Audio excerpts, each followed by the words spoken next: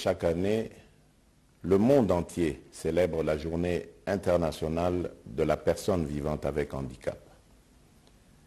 Je salue cette journée instituée par les Nations Unies depuis 1992, qui se veut une affirmation de la citoyenneté de la personne vivante avec handicap, à l'instar d'autres personnes, pour non seulement la reconnaissance et la promotion de ses droits, mais aussi pour sa pleine participation aux différents domaines de la vie. C'est ici l'occasion pour moi de réaffirmer ma détermination d'œuvrer à l'égard de ceux qui, du reste, guident ma vision de la République démocratique du Congo pour l'inclusion des personnes handicapées et autres personnes vulnérables et promouvoir ainsi l'égalité de tous les Congolais.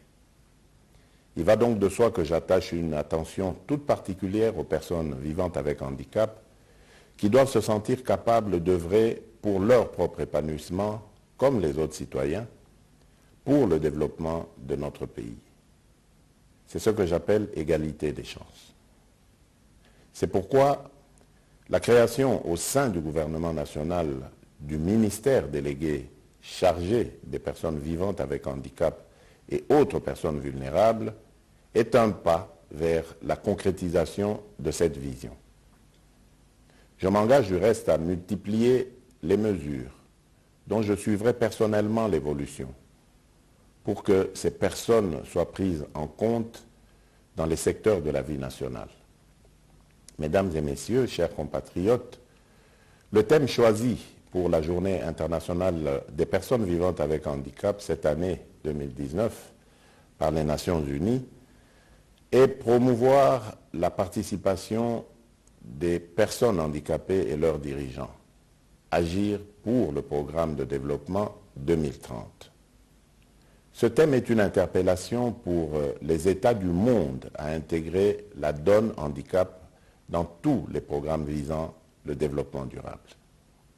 La République démocratique du Congo, notre pays, est consciente de ses engagements pris dans le domaine des personnes handicapées, notamment en ce qui concerne la Convention internationale sur les droits des personnes handicapées qu'elle a ratifiée en 2015.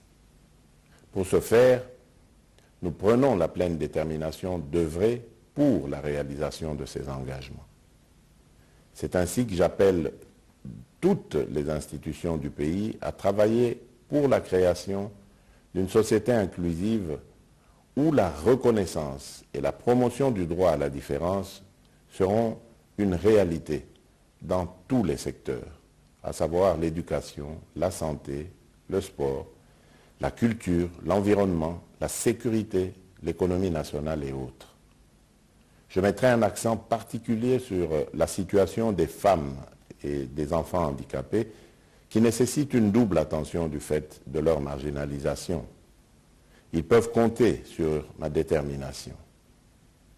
Mesdames et messieurs, chers compatriotes, l'année 2019 est aussi celle où le Parlement de notre pays se mobilise pour l'adoption de la loi organique portant participation, promotion et protection des personnes vivantes avec handicap, telle que recommandée par l'article 49 de notre Constitution. À cet effet, j'encourage l'Assemblée nationale et le Sénat qui ont déjà inscrit dans leur calendrier l'examen et l'adoption de ce projet de loi à faire diligence afin de doter le pays d'un outil particulier devant encadrer, entre autres, la question de la représentativité des personnes vivantes avec handicap. Je voudrais également lancer un appel à l'endroit de nos frères et sœurs vivant avec handicap pour leur dire d'avoir davantage confiance en elles et de s'impliquer dans le processus de la reconstruction de notre pays. En République démocratique du Congo, chaque personne a sa place et personne n'est à exclure. Le pays a besoin de la contribution de tout le monde. Que vive la République démocratique du Congo, que vive l'inclusion de la personne handicapée et autres personnes vulnérables, que Dieu bénisse la République démocratique du Congo. Je vous remercie.